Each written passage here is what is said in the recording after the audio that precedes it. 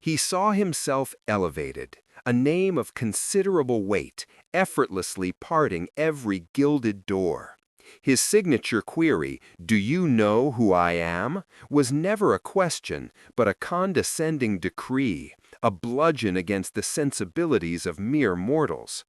Yet, within the hollowed, hushed confines of this very courtroom, an implacable justice lay in wait, poised to dismantle his towering conceit and unveil the inestimable cost of true dignity. The air in the courtroom hung heavy, a thick, palpable entity imbued with the ancient scent of beeswax and fine, settled dust, an olfactory tapestry woven from centuries of dramas, of truths reluctantly unearthed within these very walls.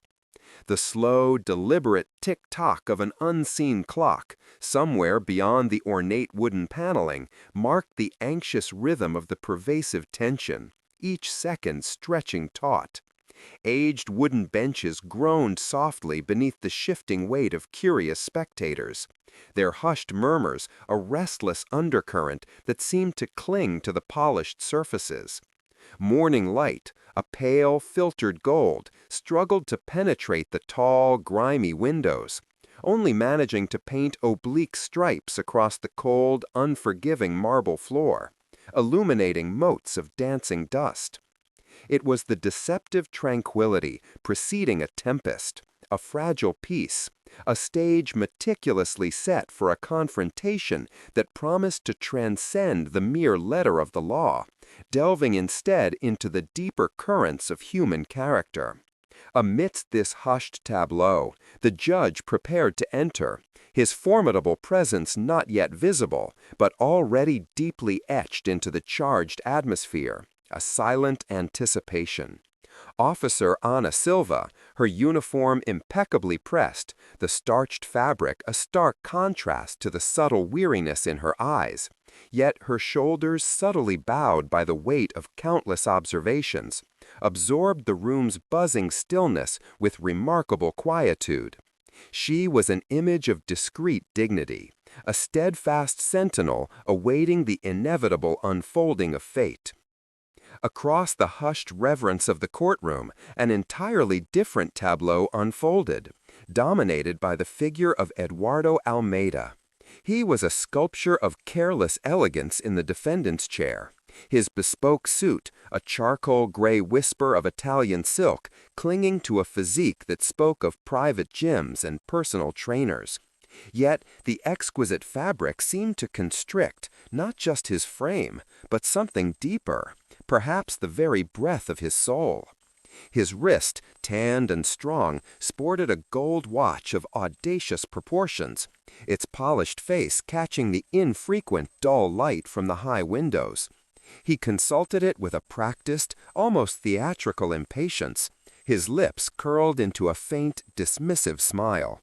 His thoughts, a private torrent, were already miles away, envisioning the late lunch that this entire farce was unacceptably delaying. "Do they not know who I am?" The silent mantra echoed in his mind, a shield crafted from inherited power, and a sword honed by unearned privilege. He perceived himself as an untouchable entity, his name, the weighty legacy of his senator father, a universal key unlocking any door, dismissing any obstacle. The famed Judge Caprio, a legend he'd only heard whispered in exclusive circles, represented merely another inconvenience in his otherwise meticulously scheduled life. The memory, vivid and acrid, pulled him back, a stark, unwelcome detour from the plush comfort of the courtroom bench. The snarling roar of his Ferrari's engine had been a symphony of power, a metallic beast unleashed upon the hollowed asphalt of Atlantic Avenue. He'd carved through traffic, a blur of crimson defiance, the speedometer needle dancing gleefully past any reasonable limit, feeling a surge of untouchable invincibility.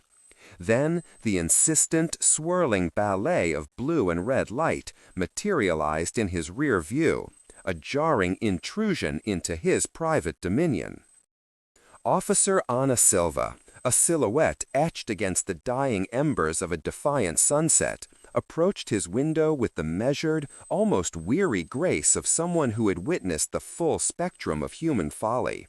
Her uniform was crisp, her posture unyielding, a quiet professionalism that belied the simmering indignity brewing within Eduardo.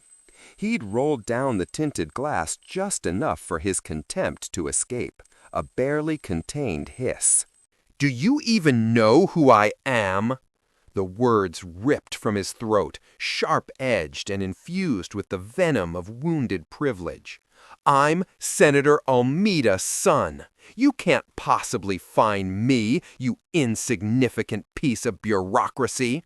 My father will ensure your career is over before the sun sets again." His finger jabbed, an accusatory spear, first at her shining badge, then at his own chest, as if his very name, Eduardo Almeida, was an impenetrable shield, a decree from an unquestionable deity. The air, thick with the scent of hot asphalt baking under the late afternoon sun, now thrummed with a raw, visceral rage, the unbridled fury of a man who had never once been truly contradicted. His world, up until that moment, had been an echo chamber of his own desires. For Officer Ana Silva, watching the entitled fury contort the man's features, that particular Tuesday had become yet another bitter, glaring reminder of the chasm of disparity that cleaved society in two. A flush, hot and indignant, climbed her neck, threatening to claim her cheeks, yet her voice, though strained, remained firm. The pen in her hand, however, betrayed a subtle tremor as she wrote, a tiny, almost imperceptible shake. "Sir," she articulated, each word a deliberate anchor against the rising tide of his contempt, "the law applies to everyone." That simple, unvarnished statement was the only shield she possessed against the escalating torrent of his insults, a fragile barrier against his privilege. The impatient blare of car horns, a symphony of urban frustration, mixed with Eduardo's sneering, dismissive laugh, felt like unseen blades, each one tearing at the fabric of her hard-won dignity. Deep down, she knew, with an unshakable certainty, that she was doing what was right. Yet the chilling phantom of losing her job, of being utterly finished by the immense, far-reaching power of a senator, was a specter that already haunted her waking thoughts. In that swirling moment, amidst the exhaust fumes and indifferent rush of the street, the confrontation transcended a mere traffic violation. It was a visceral battle for the very integrity of her work, for her precarious existence in a world where some men deemed themselves untouchable. She felt the familiar, weighty pressure of her uniform against her shoulders, the silent honor it represented, and the raw, searing pain of having that honor so casually, so cruelly trampled beneath the heel of arrogance. The heavy silence of the courtroom settled once more, thick and expectant, a palpable weight on every soul present, as the polished oak doors at the front creaked open with an almost imperceptible groan. Into this hushed tableau stepped Judge Elias Costa, his black robe a profound void that seemed to absorb every stray beam of light, every lingering echo, drawing all attention to his grave figure. His eyes, ancient and piercing, swept across the assembly, pausing with an almost predatory stillness upon Eduardo Almeida. Eduardo, subtly working a piece of peppermint gum between his teeth, rose with a practiced, glacial slowness, his gaze fixed on some distant, unseen point beyond the venerable judge, as if his honor were merely a temporary, inconvenient fixture to be endured. His slick-suited lawyer, radiating a nervous energy, leaned in, whispering urgent, hushed instructions. But Eduardo merely offered a fractional, dismissive tilt of his head. He was utterly secure in the unspoken assurance that his father's boundless wealth, or, at worst, a perfunctory empty apology, would effortlessly unravel this trivial inconvenience. The judge's voice, when it came, was a low, steady current, deceptively calm, yet each syllable imbued with a gravity Eduardo had yet to fathom. "Mr. Almeida, what brings you before this court today?" Eduardo's response was a casual shrug, a tone steeped in insufferable ennui. "A traffic citation, Your Honor. A minor misunderstanding, really. This old man clearly doesn't understand the caliber of person he's dealing with," Eduardo mused inwardly, a smirk playing on the edges of his thoughts, almost visible on his lips. "This whole charade is nothing but a circus. Daddy will sort everything out, just like always." Judge Elias Costa, however, ignored the lingering arrogance. His predator's gaze settled on Eduardo. He shifted, a deliberate weight in his robes. His voice, now devoid of formality, deepened, filling the courtroom's hushed air, thick with old paper and polished wood. "Mr. Almeida," the judge began, his tone a quiet challenge, "let us move beyond the letter of the law. Tell me about dignity. What, in your estimation, is respect truly worth?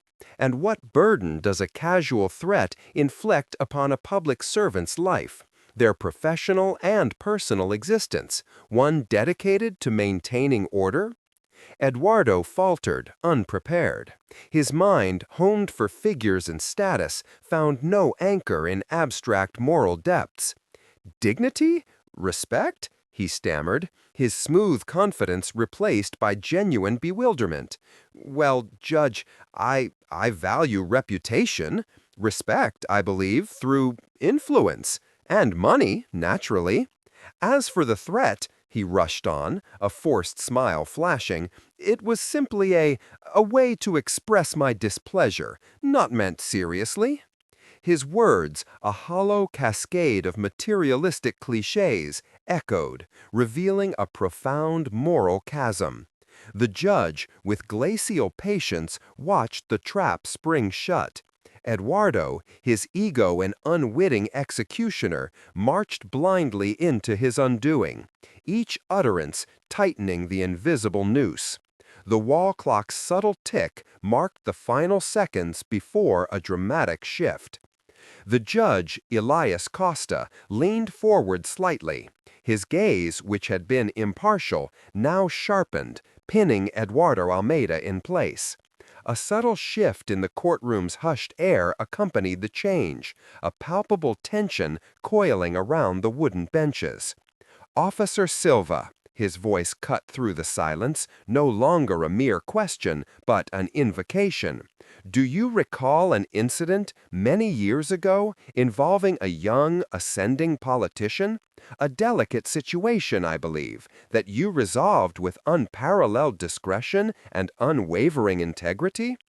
Officer Silva, her posture stiffening with surprise, nodded slowly, a ghost of a long-forgotten memory stirring behind her eyes. The judge then pivoted in his ornate chair, his attention swinging fully to Eduardo.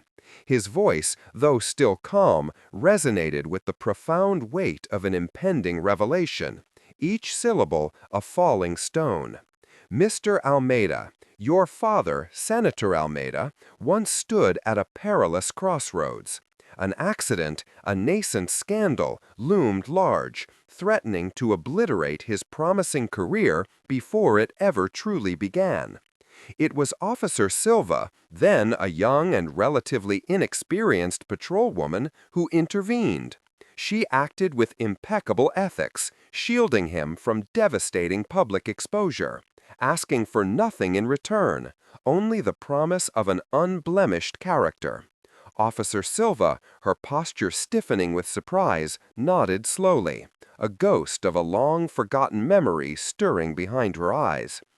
The judge then pivoted in his ornate chair, his attention swinging fully to Eduardo. His voice, though still calm, resonated with the profound weight of an impending revelation, each syllable a falling stone. Mr. Almeida, your father, Senator Almeida, once stood at a perilous crossroads. An accident, a nascent scandal, loomed large, threatening to obliterate his promising career before it ever truly began. It was Officer Silva, then a young and relatively inexperienced patrolwoman, who intervened. She acted with impeccable ethics, shielding him from devastating public exposure, asking for nothing in return, only the promise of an unblemished character. The revelation struck Eduardo like a bolt of lightning, searing through the carefully constructed facade of his arrogance. The very air seemed to thin in his lungs, each breath suddenly a struggle. He watched, transfixed, as the judge deliberately extracted a worn stack of letters and an aged newspaper clipping. Here is the evidence, the judge continued, his voice softer now, yet infinitely more powerful. Letters of profound gratitude from your father. He was, and I believe remains, eternally grateful to Officer Silva, to whom he owed far more than mere money could ever repay, his very honor. Eduardo Almeida's polished armor of entitlement shattered into 1,000 glittering, useless fragments. His face drained of color, a cold, visceral fear replacing the smug arrogance that had been his constant companion. The phrase, "You know who I am?" now echoed within the barren chambers of his mind, not as a weapon of intimidation, but as the cruelest, most biting irony. He realized, with a sickening lurch, that he had no idea who he truly was, nor the immeasurable debt his father carried, a debt inextricably linked to the humble woman he had just publicly humiliated. The judge, his voice resonating not just in the hushed courtroom, but seeming to plumb the very depths of Eduardo's soul, continued. Your father, Senator Almeida, has been notified of these proceedings. And after considerable reflection on the moral debt he carries towards Officer Silva and the profound dishonor your conduct has cast upon his name, he has made a difficult decision. He has informed me that he will no longer intervene on your behalf. The financial and political support, which has always been your impenetrable shield, has been irrevocably withdrawn. A visceral wave of physical panic seized Eduardo. The blood drained from his face, leaving an ashen mask, and cold sweat slicked his temples. The world that had once bent to his slightest whim now seemed to splinter and collapse around him. His mouth went dry, his eyes burned with a sudden, unfamiliar sting. He felt impossibly small, utterly insignificant, his voice a trapped, strangled thing in his throat. His vast wealth, his esteemed surname, his pervasive influence, all of it seemed to evaporate like mist under a brutal sun. The paternal protection, which he had always considered an inalienable birthright, was gone, leaving him exposed. For the very first time in his sheltered life, Eduardo Almeida felt the stark, bone-chilling emptiness and utter impotence of privilege abruptly stripped away. His towering arrogance was utterly crushed beneath the undeniable weight of truth, leaving behind a man stark naked before his own raw fragility. The ego, that once impenetrable fortress of self-importance, crumbled and dissolved under the relentless, unforgiving tide of moral justice. Judge Elias Costa, his gaze a steady beacon of unwavering principle, settled on Eduardo Almeida. The once formidable titan of industry now appeared a shrunken, pale figure, his shoulders hunched as if bearing the weight of an invisible, immense burden. A subtle, almost imperceptible tremor ran through his hands, clasped tightly before him. "Justice, Mr. Almeida," the judge's voice resonated, not booming, but carrying an immutable gravity, "is not merely about punitive measures. It is about restoration. The restoration of character, of inherent dignity, and of the essential respect we owe one another.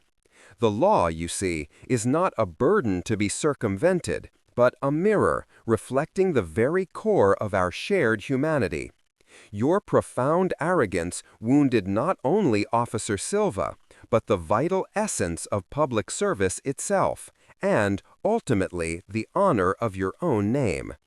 The pronouncement that followed was not merely a fine or a term of incarceration.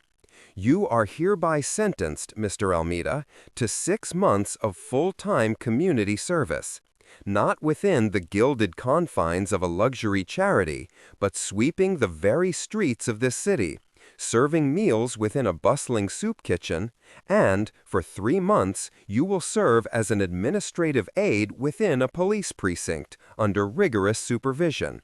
Furthermore, 70% of your personal income during this period shall be allocated to a dedicated fund supporting public servants injured in the line of duty, and you will attend weekly counseling sessions focused on empathy and civics." The judge's words hung heavy, each syllable a brick in the wall of Eduardo's new reality.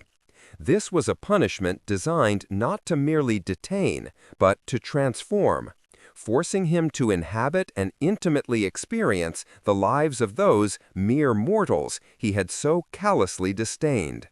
A cold dread, far more potent than any financial loss, began to calcify within his chest.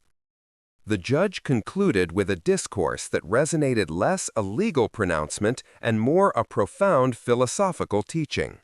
True power, Mr. Almeida, his voice, now a solemn current, filled the heavy air, does not reside in inherited wealth or a distinguished surname, but in cultivated humility and justly earned respect. A name, no matter how illustrious its lineage, can be effortlessly tarnished by the corrosive acid of hubris. The inherent dignity of a human being is an immutable truth. A public servant's honor, the very bedrock of our society.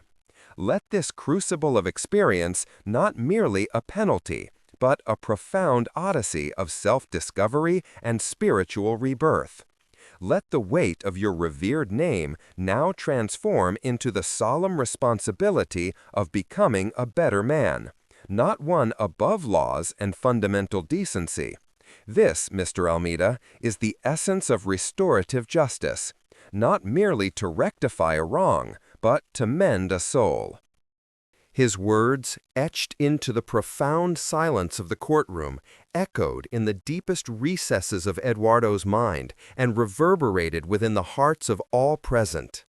They had witnessed the complete deconstruction of an arrogant ego, and now, perhaps, the faint glimmer of hope for a new, honorable foundation for a character once so utterly disfigured. 6 months later, the morning sun now kissed the bustling, less affluent streets, revealing a transformed landscape and a changed man. Eduardo Almeida, stripped of his gilded facade, was unrecognizable in a simple municipal uniform, methodically sweeping pavements. His once casual arrogance had been replaced by quiet, almost meditative concentration. The ostentatious gleam of his former gold watch was now merely the honest sheen of sweat upon his brow. His eyes, once filled with dismissive disdain, now observed passers-by with an almost childlike curiosity, seeking connection. The sharp tang of urban refuse, mingled with the crisp morning air, formed the visceral curriculum of his humbling new school. One day, as he diligently cleared the entrance of a local precinct, Officer Ana Silva stepped out. Their gazes met, a momentary, silent understanding passing between them. No words were exchanged, no apologies articulated, but Eduardo offered a brief, almost reverent nod. Officer Silva, in response, offered a small, genuine smile, a quiet acknowledgement that, while the scar remained, the deep wound had indeed begun to heal. Eduardo's journey, however, was far from easy. The physical exhaustion was a dull ache, a constant companion, while relentless public scrutiny felt like 1,000 tiny needles. More profoundly, more agonizingly, was the brutal self-reflection. Counseling had laid his soul bare, a stark mirror reflecting the hollow emptiness of his former life. He learned to value honest sweat, the quiet dignity of manual labor, and the unassuming kindness of strangers he had once disdained. The arrogant bark, "Do you know who I am?" once a shield and weapon, had transformed into a whispered, vulnerable self-inquiry. Do I know who I am now? He was no longer merely Senator Almeida's son, but simply Eduardo, a man painstakingly rebuilding. Judge Elias Costa had, with surgical precision, dismantled his ego, yet in its destruction allowed a nascent, genuine man to rise, a man who, perhaps, finally understood the true weight of a name and the priceless currency of dignity and humility. Redemption, he discovered, was not a destination, but a continuous, arduous path paved with diligent work, mutual respect, and the silent, steadfast construction of a renewed character.